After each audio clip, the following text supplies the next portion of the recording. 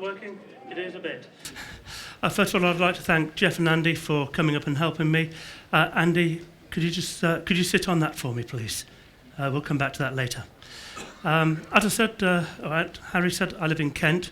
Whenever I go to London, I always worry about pickpockets. And I always like to keep some money hidden on me. And I keep a little bit of money hidden in my elbow here. Because pickpockets in London, they never think to look in the elbow. No, seriously, Andy, I do keep a little bit of money there. I keep another one here. And I keep a third one here because they never think to look in the same elbow twice. Now, as well as keeping them hidden, I've also taught them to jump around, make it more difficult for the pickpockets to grab. To a little blow, and it jumps from there into my pocket over here.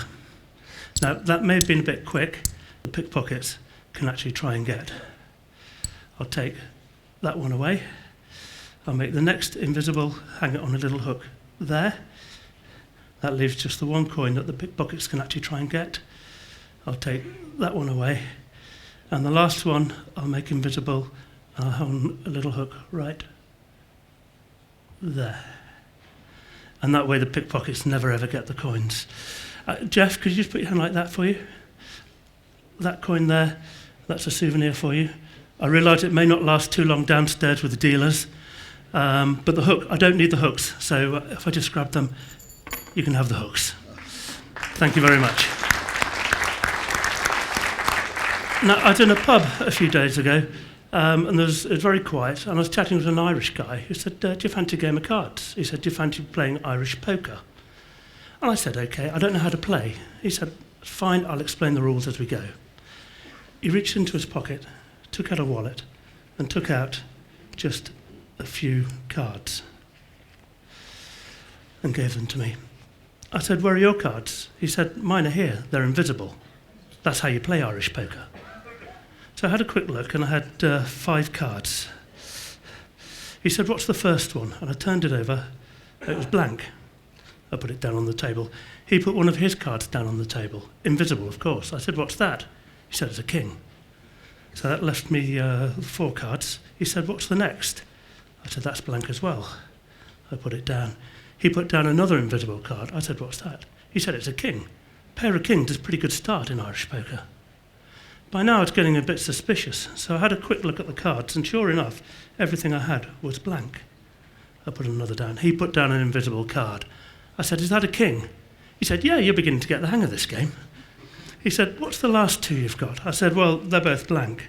And he said, oh, well, I've got a 7 and a 6, but it doesn't matter because 3 kings beats 3 blanks. I said, but I'm a magician, and I clicked my fingers and turned them one by one into the aces. He said, thank you. He said, you still lose. I said, well, how can I lose? He said, well, I've just changed my 7 into a king. I've got 4 kings, it beats 3 aces. I said, you can't do that. He said, you can in Irish poker. I took my cards and gave him a little shake and produced another ace. I said, 4 aces, that beats 4 kings. He said, sorry, you still lose. I said, how can I possibly lose? He said, I've just changed my 6 into a king, I've got 5 kings. I said, you can't have 5 kings. He said, you can in Irish poker, those are the rules. I said, well, where do they come from? He says, well, I make them up as I go, that's how you play Irish poker. I said, fine, you keep making up the rules, and I'll keep making up the aces. Thank you very much. Now, Andy, I have something a little unusual in my pocket. It looks like a purse, but actually it's a safe. And inside it, I keep another safe. And inside that, I keep my money. And I'll explain why, but you both get to play a little bit of a role here. The good news for you, Andy, is you get to play the rich man. The bad news is it's the Sheriff of Nottingham, one of the most reviled characters in English history. Jeff, the good news for you is you get to play Robin Hood. The bad news is you're poor and you like to dress up in green tights. So the sheriff was rich and had lots of coins. You were poor. Just so you know, that's what rich looks like. The sheriff went to bed and put the money in the safe. But Robin Hood came in the night, stole a coin, and made off with it, leaving only 3 behind. The next night, the sheriff put the coins in the safe. He went to bed. Once again, Robin Hood came, stole a coin, and made off with it, leaving only 2 behind. On the next night, when he went to bed, the sheriff put the coins in the safe, and in fact, before he went to bed, he actually gave it a little shake, just to make sure the coins were still there. Now, of course, they had 2 coins each, which, as you know, means the rich were as poor as the poor, and the poor were as rich as the rich. But again, Robin came in the night, stole a coin, and made off with it, leaving only the 1 behind. The next night when he went to bed, he put the coin in the safe, not only shook it, but actually opened it up again to have a look to make sure it was actually still there. But again, Robin came, stole a coin, made off with it, leaving behind him only an empty safe. Of course, now the poor were rich. In fact, they were so rich they could afford to buy their own safe, and they put the money in it. But the sheriff wasn't one of these people who'd take coins one at a time. He sent the soldiers across, took the safe and all the contents together. And when he got back to the castle, gave a little kick on the safe, and all the money came out, leaving behind just the safe. So because the quality of safe builders has not significantly improved in 800 years, that's why I always keep my money inside a safe, which I keep inside another safe. Thank you very much. Now, I'd like to just take this opportunity, Jeff, to show you an invention, and Andy. It's my latest invention. It's called a card finder. It helps me find lost cards. And I'm hoping to get one of these in every pack of bicycle playing cards next year. Of course, there are conditions on the back. It only works if the spectator's friendly, if it's provided credit card details, a child, or is acting like a child, or if he smiles at me like he means it, anything like that. But hopefully, if the deal comes off, I will be rich and you'll be able to buy them all downstairs next year. But of course, that is something of a lead-in to doing the obligatory card trick. Just take the cards and mix them up. Just a little. And Andy, I'd just like you to say stop when I pull my thumb down the side. Stop.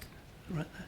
That's the card you cut to, and you cut to the 4 of hearts.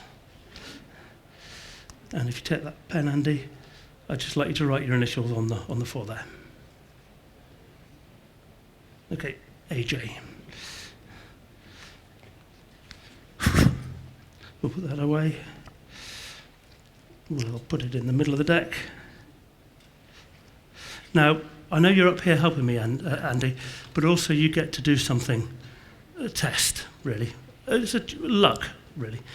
I'm just going to dribble the cards like that, and I want you to say stop somewhere, and just see if you can stop on your card. With all the pressure, it's unlikely, and it's just luck, it's nothing else. But if you do get it, it means tonight's the night you should do the lottery. Just say stop anywhere. Stop. There? Okay, we'll put the card there. Now, in a moment, I'll ask you to turn that card over. If that's your card, 3 things will happen. First of all, the crowd will clap. Secondly, they'll cheer.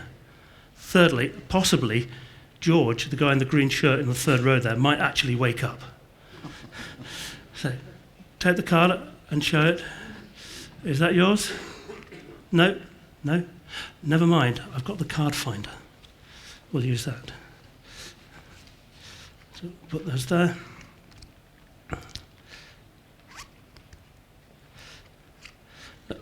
Did you give me your credit card details? No, but you did smile. I mean, it's fine. Could you put your hand like that for me, Andy? Okay, so it says, in emergency, press button. Now, in a moment, when you press that button, 1 card is going to jump out from the deck here. Not any card, but your card, because it's a card finder. Go ahead and press the button. Do you see it jump out?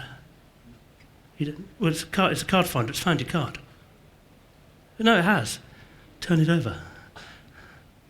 Show everybody.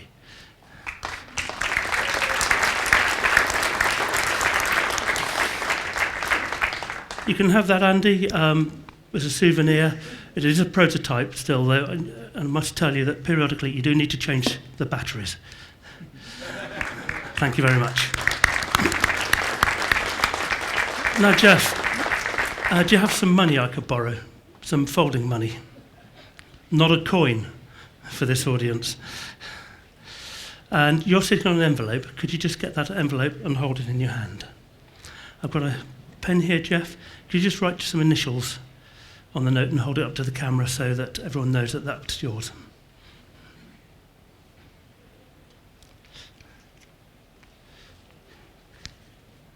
Okay. Now, Jeff, when I was learning magic, I was always taught that you should always perform a little bit of magic with some money that you've borrowed from a spectator. Do you know why that is? It's so that by the end of the trick, you still have at least one person still paying attention. Now, I've got a handkerchief here. Could you take your left hand and just pinch your fingers like that for me? So we'll take the note here. And could you just pinch it through the top there with your right hand? Super. Okay. Now, I must point out, Jeff, this trick, I'm afraid, doesn't always work.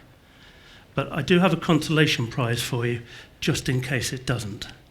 So with your left hand, could you just extend your left index finger, and we'll put that there. You've got the envelope there. A sealed envelope? Okay, on the count of 3, we're going to try and make your money fly into that envelope. It'll be great. 3. The note's gone. Andy, rip open the envelope. Is the money there?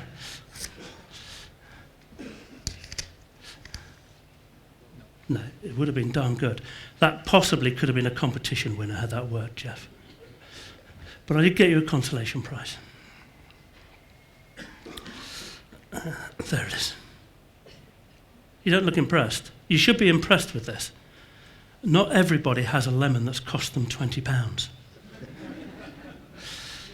That's not the most impressive bit, though. See, if I actually open the lemon.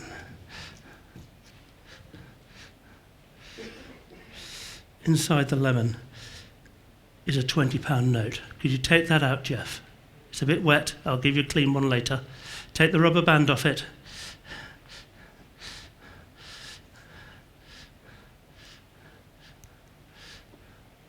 Unwrap it and show it to everyone.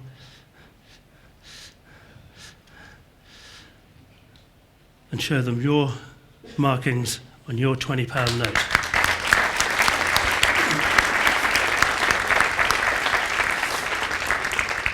Now, before I finish, this is a competition, and I'd just like to leave you with some words of wisdom by the great General Napoleon.